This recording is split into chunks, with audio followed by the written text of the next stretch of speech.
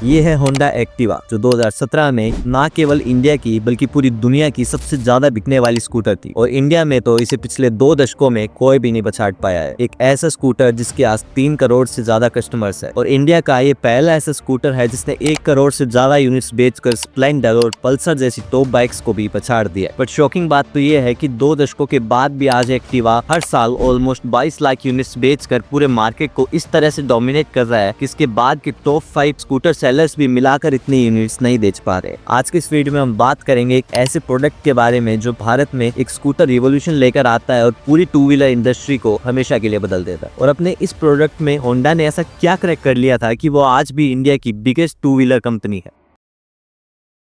अब हम deep facts and figures में खो जाए उससे पहले ये जान लेते हैं कि होंडा ने एक्टिवा को लॉन्च क्यों किया था। देखिए, इंडिया में लोगों को शुरू से 2 व्हीलर ज्यादा पसंद रहे हैं। इनफैक्ट हम दुनिया के सबसे बड़े 2 व्हीलर मार्केट है और इसके पीछे कुछ रीजंस भी है। एक तो हमारी कंट्री में एवरेज डिस्टेंस ट्रेवल 25 से 35 किलोमीटर के समथिंग है, so practically it makes sense to use a 2 wheeler. और दूसरा और जो सबसे बड़ा रीजन है वो है अफोर्डेबिलिटी। ये रीजन है कि हमारे इंडिया में कार पेनिट्रेशन इतना कम है। हमारे इंडिया में हर 12 में से 1 घर में कार है, जबकि यूएस में 90% घरों में कार है। तो ओवरऑल हम ये मान सकते हैं कि 2 व्हीलर इंडिया का नेशनल व्हीकल है, फिर चाहे वो बाइक हो, स्कूटर हो, वो मैटर नहीं करता। बट ये एक ओवरनाइट जर्नी नहीं है और एज ए यूजर्स हम सब भी टाइम के साथ इवॉल्व हुए हैं, जिसका सबसे बेस्ट एग्जांपल है हमारे e-commerce platforms, food delivery options और हमारे ऑनलाइन पेमेंट्स। अब एक्टिवा की कहानी को समझने के लिए हमें समय में थोड़ा सा पीछे जाना होगा। देखिए, 1970s में बजाज अपना लेजेंडरी स्कूटर चेतक लॉन्च करके देश में एक स्कूटर रिवॉल्यूशन लेकर आता है। उस टाइम पर चेतक का सबसे बड़ा कॉम्पिटिटर था LML वेस्पा। हालांकि बजाज ने चेतक को एक स्कूटर की तरह नहीं बल्कि इंडिया फर्स्ट फैमिली व्हीकल के तौर पर पोजीशन किया था। एक ऐसा व्हीकल जिस पर 3 लोगों का परिवार एक साथ कहीं भी जा सकता है। और आपको उसकी वो फेमस टैगलाइन भी याद होगी, हमारा बजाज। बजाज 1990s तक पॉपुलर रहा और उस टाइम तक स्कूटर इतने पॉपुलर थे कि वो पूरे मार्केट शेयर का 42% होल्ड कर बैठे थे। और फिर इनके बाद लिस्ट में मोटरसाइकिल्स आती थी, मोपेड्स आते थे। मोपेड्स आप जानते होंगे, ई लूना के आते थे, टीवीएस के आते थे, तो उन्हें मोपेड्स कहते थे। बट 1998 से 2005 तक मार्केट में थोड़ी सी हलचल होती है और वो हलचल ये होती है कि जो कैटेगरी लीडर का जो ताज था वो स्कूटर से शिफ्ट होकर मोटरसाइकिल की तरफ जा रहा और मोटरसाइकिल्स ने उस टाइम के मार्केट शेयर का 80% तक कैप्चर कर लिया और नई नई बाइक्स गेम में आ रही थी। चेतक का एरा खत्म हो रहा था और पल्सर का एरा शुरू हो रहा। बट इसी टाइम पर एक ट्रेंड और आ रहा था गियरलेस स्कूटर्स का, जिसे होंडा लीड कर रहा। इनफैक्ट पहला गियरलेस स्कूटर भी होंडा ने काइनेटिक ग्रुप के साथ पार्टनरशिप में 1984 में लॉन्च किया था। हालांकि उनका जॉइंट वेंचर इवेंचुअली खत्म हो गया था, बट इससे होंडा को 2001 में एक्टिवा लॉन्च करने का मोटिवेशन मिला and the rest is history. देखिए, एक्टिवा से पहले बाइक्स लोगों की फर्स्ट चॉइस थी। लोग बाइक को देखकर फैसिनेट होते थे क्योंकि इस टाइम पर पल्सर बाइक ट्रेंड में थी, जो चेतक के बाद सबसे हॉट प्रोडक्ट थी। लोगों को लगता था कि अगर वो बाइक चलाएंगे तो वो कूल लगेंगे। In fact Pulsar was the only reason कि बजाज और 10 साल तक रेलिवेंट रहा और इसकी मदद से बजाज उस टाइम का भारत का one of the biggest automaker बन गया था। बट यहाँ पे एक ऐसा स्पेस था जिसे सबने इग्नोर किया, एक ऐसा स्पेस जिसे होंडा ने अच्छी तरह से यूज किया। तो जब सभी इंक्लूडिंग बजाज बाइक्स पर फोकस कर रहे थे, तब होंडा गियरलेस स्कूटर्स डिजाइन करने पर ध्यान दे रहा था। पर क्यों? क्योंकि बाइक एक ऐसा व्हीकल है जिसके बिल्ट और गियर कॉम्प्लिकेशंस की वजह से इसे मोस्टली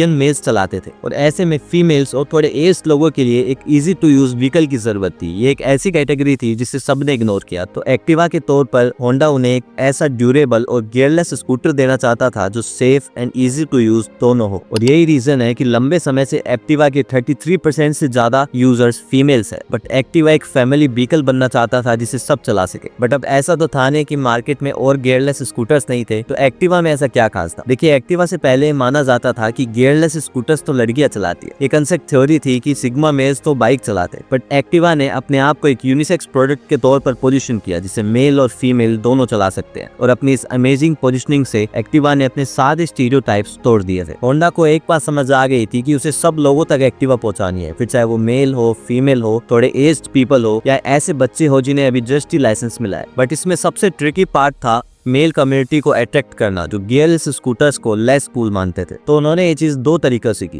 पहला तो मेल कम्युनिटी का सबसे बड़ा कंसर्न रहता है उसकी अपीयरेंस, कि ये थोड़ा सा फेमिनिन तो नहीं लग रहा ना। और इसीलिए होंडा ने एक्टिवा को बहुत मिनिमल और लेस फ्लैशी वे में डिजाइन किया। और ऑल्सो जब सारे कॉम्पिटिटर प्लास्टिक बॉडी का यूज कर रहे थे, तब एक्टिवा ने मेटल बॉडी का यूज किया। इनफैक्ट अगर आपने नोटिस भी किया हो तो पहले जब इनके एड्स आते थे तो मेल यूजर्स को फैमिली के साथ दिखाया जाता था। दूसरा तरीका जो इन्होंने यूज किया कि मेल कम्युनिटी को परफॉर्मेंस दिखाकर इंप्रेस कर लो। तो जब पल्सर में 150 सीसी का इंजन आ रहा था, तब इन्होंने एक्टिवा में भी 110 से 125 सीसी सीसी का इंजन देना शुरू कर दिया। और ऐसा करने से लोगों के मन में एक चीज हो गई थी कि भाई एक्टिवा तो सभी के लिए। अब होंडा ने सोचा कि भाई एक्टिवा को अब हम बाइक जितना पावरफुल भी बनाएं और मोपेड जितना मिनिमल भी। और इन दो चीजों ने एक्टिवा के लिए पूरा गेम बदल दिया था, क्योंकि अब एक्टिवा को ना सिर्फ फीमेल्स बल्कि परिवार का हर एक सदस्य चला रहा था। और इसी वजह से कंपनी ने 2017 में स्प्लेंडर को पछाड़ दिया था और दुनिया की सबसे ज्यादा बिकने वाली टू व्हीलर बन गई थी। देखिए, ये मैटर नहीं करता है कि आप क्या प्रोडक्ट बेच रहे हैं, मैटर ये करता है कि आपका प्रोडक्ट कस्टमर की किस तरह से प्रॉब्लम सॉल्व कर रहा है। और होंडा को ये बात समझ आ चुकी थी। होंडा को पता था कि इंडियन कंज्यूमर प्राइस सेंसिटिव है, और अगर आप भी देखेंगे तो हम सबसे पहले उन चीजों को प्रायोरिटाइज करते हैं जो चीप प्राइस में हमारी प्रॉब्लम को सॉल्व करे। उसके बाद सेकंड नंबर पे हम एस्पिरेशन लेवल पे चीजों को खरीदते हैं, मतलब सोसाइटी को दिखाने के लिए कि हमारा भी एक स्टैंडर्ड है। इसलिए आप देखेंगे कि बहुत से लोग जब चीजें खरीदते हैं तो उससे पहले वो ब्रांड का नेम देखते हैं, ताकि सोसाइटी में बात रह सके कि हम लोकल कंपनी के प्रोडक्ट यूज नहीं करते हैं। फिर तीसरे नंबर पर हम सेल्फ सेटिस्फेक्शन के लिए चीजें खरीदते हैं। अब हम हर वो महंगी से महंगी चीज खरीदते हैं जो हम खरीद सकते हैं, ताकि अपने आप को प्रूव कर सके कि मेरी वर्थ क्या है। होंडा एस्पिरेशन लेवल पर आना चाहता था, मतलब इस पिरामिड के बीच वाले पॉइंट पर, and they did this very beautifully. और उनकी ये पोजीशनिंग उस टाइम के जो उनके कॉम्पिटिटर्स थे लाइक वेस्पा, उनसे बिल्कुल अपोजिट थी, क्योंकि उन्होंने अपने आप को एक प्रीमियम स्कूटर के तौर पर पोजीशन कर रखा था। हालांकि होंडा के बाद उसी पोजीशनिंग पर बाकी स्कूटर ब्रांड जैसे महिंद्रा, टीवीएस, यामाहा, हीरो सब आए, बट कोई भी होंडा का मार्केट नहीं छीन पाए। इवन आज भी जब ओला और एथर जैसे ब्रांड्स के चलते इलेक्ट्रिक स्कूटर्स की वेव चल रही है, तब भी होंडा टॉप पर बना हुआ है। पर क्यों? क्योंकि होंडा के स्कूटर्स भले ही कूल और सेक्सी नहीं दिखते हो, बट उनकी परफॉर्मेंस सबसे बेस्ट है। और मेनली लोग इन 3 रीजंस की वजह से एक्टिवा खरीदते हैं। Number 1, good mileage. Activa approx 60 का माइलेज देती है, जो ऐसी सिचुएशन में तो बहुत अच्छा है जब मोस्टली टू व्हीलर्स 40 के आसपास का एवरेज दे रहे हैं। हालांकि होंडा ने एक्टिवा के बाद और भी कई स्कूटर्स लॉन्च किए, जैसे एविएटर, डियो, बट लोगों ने एक्टिवा को ज्यादा पसंद किया due to its better mileage. Number 2, solid engine. Honda specially अपने सॉलिड और पावरफुल इंजन के लिए जाना जाता है। इनफैक्ट लोग 15-15 सालों तक एक्टिवा चला लेते हैं, 1 लाख किलोमीटर से ज्यादा एक्टिवा चला लेते हैं, बट फिर भी इसमें ना कोई ओवर हीट इशू आता है और ना ही कोई साउंड इशू। एक व्हीकल का सबसे मेन पार्ट होता है उसका इंजन, और क्योंकि अब होंडा डे 1 से ही इंजन में सुपीरियर रहा है, तो जब ये हीरो से अलग हुए तभी इन्हें कोई ज्यादा फर्क नहीं पड़ा। Number 3, quality components. होंडा ने शुरू से छोटी छोटी चीजों का ध्यान रखा है कि इसके जो कंपोनेंट्स है वो क्वालिटी के होने चाहिए। राइडर को हेलमेट रखने के लिए प्रॉपर स्पेस मिलना चाहिए, प्लास्टिक की जगह मेटल बॉडी होनी चाहिए, क्योंकि लोगों को पता है कि अगर आप अपना व्हीकल कहीं घुसा भी देते हो तो मेटल बॉडी आपको कहीं ना कहीं थोड़ा बहुत प्रोटेक्ट कर सकती है, वो आपके पूरे व्हीकल को डैमेज होने से बचा सकती है। ओवरऑल एक्टिवा सही प्राइस पर सही चीज दे रहा है, प्लस ऑब्वियसली ये पिछले 2 डिकेड से मार्केट में है, तो ये लगातार अपने प्रोडक्ट को अपग्रेड भी करते जा रहे हैं। बट अगर ये बात जाननी है कि होंडा ने ये प्रोडक्ट बनाया क्यों और लोगों को ये प्रोडक्ट पसंद क्यों आया, तो उसके लिए हमें एक लेयर डीप जाकर ही समझना होगा कि सिर्फ होंडा ही कैसे कर सकता था। तो हीरो और होंडा का जॉइंट वेंचर 2010 तक चला। उससे पहले हीरो मैन्युफैक्चरिंग और डिस्ट्रीब्यूशन देखता था और Honda R&D and technical team संभालता था। तो अपने शुरुआती 10 साल में Activa hero Honda brand name के अंदर भी की, और इतना समय काफी था एक्टिवा के लिए हीरो के डीपली पेनिट्रेटेड कस्टमर्स तक पहुंचने के लिए। इनफैक्ट जब 2010 में ये दोनों अलग भी हुए, तब होंडा के पास सिर्फ 1200 आउटलेट थे और हीरो के पास 4000 से ज्यादा थे। बट एक्टिवा हीरो की जगह होंडा ब्रांड के अंडर आई, और होंडा ने इतनी तेजी से एक्सपेंड किया कि आज उसके रफली अराउंड 7000 आउटलेट्स है, which is similar to what Hero has right now. और 2010 से 2014 के बीच में ये इतने रैपिडली एक्सपेंशन करते हैं कि इनके हर दिन एक आउटलेट खुल रहा था, and it make sense right, क्योंकि इन्हें सिर्फ टियर 1 सिटीज को टारगेट नहीं करना था, बल्कि इन्हें तो मासेस के लिए व्हीकल बनाना था, and Activa was one of that. Honda tier 2 और टियर 3 सिटीज में भी एक्सपेंड करना चाहता था, और इसलिए वो पहली बार इंडिया में अपने R&D सेंटर्स खोलना शुरू करता है, क्योंकि वो जानता था कि इंडिया और उसके बाद चाइना, ये दोनों उसके टू व्हीलर्स के लिए सबसे बड़े मार्केट होने वाले। बट उनका इससे भी थोड़ा बड़ा प्लान था कि इंडिया को एक मैन्युफैक्चरिंग हब बना दे, ताकि एक तो यहाँ से जो प्रोडक्ट है वो दूसरी कंट्रीज में एक्सपोर्ट कर सके और यहाँ की डिमांड को भी अच्छा तरह से सर्व कर सके। आज इंडिया दुनिया के टॉप 5 टू व्हीलर एक्सपोर्टर्स में से एक है, जिसमें कहीं ना कहीं छोटा मोटा हाथ उस जापानीज कंपनी का भी है जिसने एक्टिवा को भारत में उतारा था। अपने इतने बड़े डिस्ट्रीब्यूशन नेटवर्क की वजह से एक्टिवा बहुत जल्दी सब जगह अवेलेबल हो गई, और अपने वर्ड ऑफ माउथ मार्केटिंग के चलते आज most of the scooters Activa ही दिखाई देते हैं। एक्टिवा भले ही एक परफेक्ट स्कूटर ना हो, बट एक कंफर्ट चॉइस जरूर है, और इसके इस खतरनाक एक्सपेंशन ने इसे एक अनफेयर एडवांटेज दे दिया था, जो किसी भी नए स्टार्टअप को मिलना ऑलमोस्ट इम्पॉसिबल है, क्योंकि ये एक हैवी कैपिटल मॉडल है। सो ये था मेरा आज का ये वीडियो। अगर वीडियो पसंद आया तो इस चैनल को सब्सक्राइब करके बेल आइकन को भी जरूर प्रेस कर दीजिएगा, और मैं आपको रेकमेंड करूंगा